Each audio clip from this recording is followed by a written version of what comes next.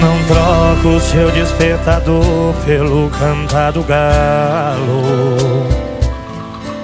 Não troco o seu carro bonito pelo meu cavalo.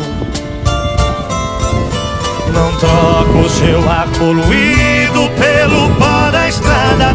Aqui não tem trânsito, só tem boiada. Nosso céu é limpo, a noite enluarada.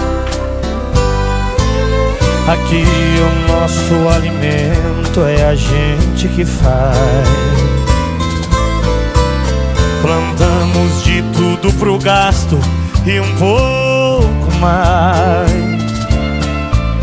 E se vier fazer visita e que a gente gosta, roda de viola, uma boa prosa em volta da fogueira, então a gente mostra.